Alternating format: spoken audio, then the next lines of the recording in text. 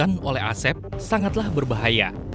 Pelaku menggunakan balsam sebagai pengganti cabai rawit dengan alasan harga cabai yang tinggi. Dan parahnya, Asep, sang pelaku curang keripik balsam ini, tidak mengetahui bahaya dari mengkonsumsi balsam. Enggak sih, nggak sadar itu bahaya atau enggak, nggak tahu itu bahaya atau enggak. Udah sampai sekarang belum ada apa-apa sih dengan keripik saya gitu. Belum ada yang komplain masa keripik.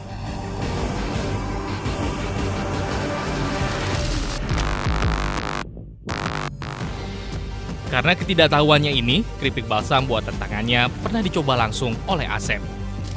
Pernah sih nyobain panasnya kerasa banget itu di lidahnya. Oh ya, bedainnya sama keripik yang nggak pakai balsam yang biasa. Kalau keripik yang itu mah kurang pedesnya kan udah itu habis aja di lidah tuh, terlalu nggak panas, ini panas.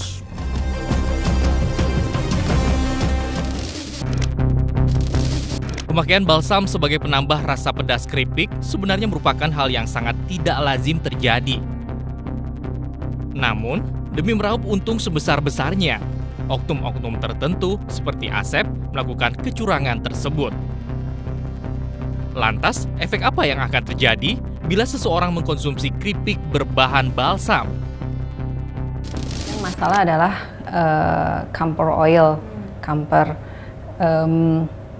Dia bersifat iritasi. Jadi kalau ditelan di saluran cerna mengganggu si permukaan saluran cerna gitu, itu bisa menyebabkan iritasi. Nah, saluran cerna yang paling awal kena ya tentu dari mulut, kemudian kerongkongan dan lambung. Nah, yang dia akan lebih lama berada di lambung. Jadi mungkin di lambung itu yang akan cukup mengganggu begitu. Itu kalau jangka pendeknya ya.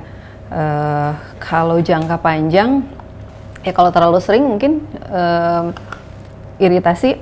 Kalau terlalu sering rama-rama bisa ujung-ujungnya sih kanker kalau iritasi terlalu sering begitu. Cuma terlalu seringnya itu berapa sering, apakah setiap hari atau apa, kita belum punya penelitiannya seperti apa gitu jangka panjang, karena biasanya memang tidak dimakan ya kalau camphor itu. Jika sudah terlanjur mengkonsumsi keripik berbahan balsam, berikut tips yang bisa Anda lakukan. Pertama, stop makannya.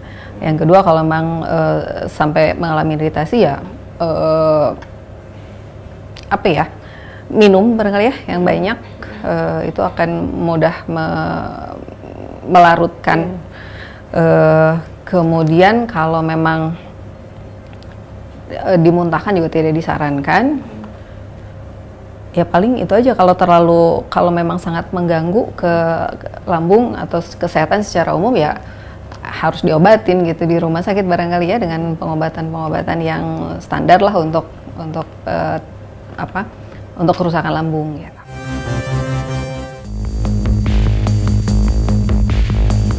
Sebelum memberikan tips, tim iNews Files mencoba untuk mendatangi salah satu produsen keripik pedas ternama di Kota Bandung. Di rumah produksinya ini, kami diperlihatkan bagaimana keripik pedas diproses dengan menggunakan bahan yang alami. Sejak dari awal sampai sekarang kita mempertahankan bahannya alami, bahannya berkualitas, plus memang si pengolahannya sejak awal kita selalu tradisional ya, tradisional, karena kalau misalkan kita sudah modern akhirnya bakal ada nilai-nilai yang terkikis, karena bahan-bahannya juga akhirnya serba instan. Nah, kita nggak mau di situ. Kayak cabai juga kita memang pure dari awal, memang cabai yang benar-benar bukan bubuk cabai gitu, bukan serat, tapi benar-benar cabai beneran gitu, diolah sama kita dari awal gitu.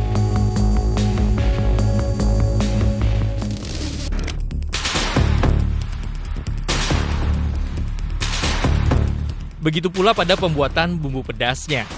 Rumah produksi yang sudah ada sejak 5 tahun lalu ini memakai cabai kering sebagai bahan utama tanpa pengawet dan bahan kimia lainnya. Dari cabai keringnya, kita yang cabainya tuh nggak jadi bikin merah ke keripiknya. Nah, si cabenya itu kalau kita goreng dulu dia jadi coklat warnanya, jadi nggak bisa jadi merah. Itu jenisnya tuh ampenan kalau nggak salah, cengek ampenan. Nah dari situ kita proses bawang juga, bawang putih, bawang merah itu kita beli di pasar, ya tentu yang udah kita sortir dulu ya.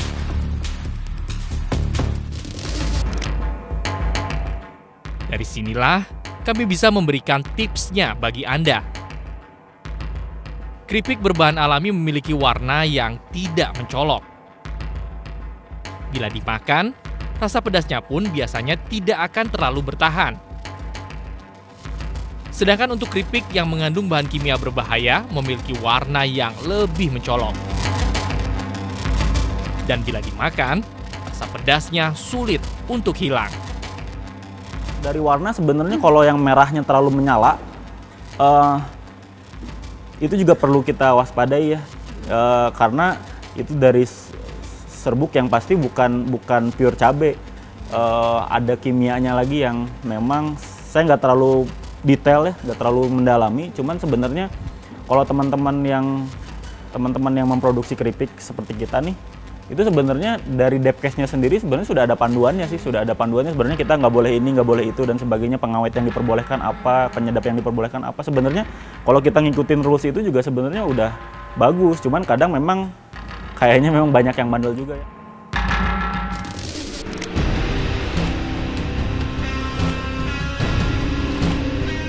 Rasa pedas memang menjadi faktor utama yang menarik minat konsumen untuk membeli keripik. Namun fenomena boomingnya keripik pedas ini harus membuat masyarakat lebih berhati-hati. Tips lain yang bisa diperhatikan. Teman-teman konsumen mungkin yang paling harus diperhatikan sih, kalau keripiknya kelihatan langsung tuh, kan suka ada yang keripik polosan tuh. Nah memang kalau kelihatan langsung, memang kalau terlalu merah justru malah curiga, karena kan sebenarnya kalaupun cabai kita olah, kita goreng dengan keripik gitu kan pasti nggak mungkin merahnya ada terus dong. Pasti akhirnya ketika digoreng sebenarnya malah jadi hitam. Malah karena dia digoreng kan, nggak mungkin merah terus. Nah kalau merah terus kan sebenarnya bisa jadi mungkin ada pewarna yang keras, ada juga serbuk yang memang kita nggak tahu apa itu.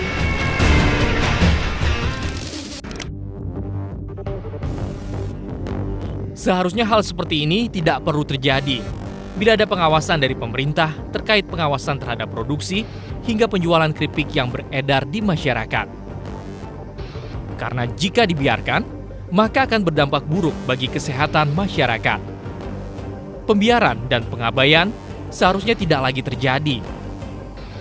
Jadi, jangan bilang pemerintah tidak tahu, karena kami sudah memberitahukannya.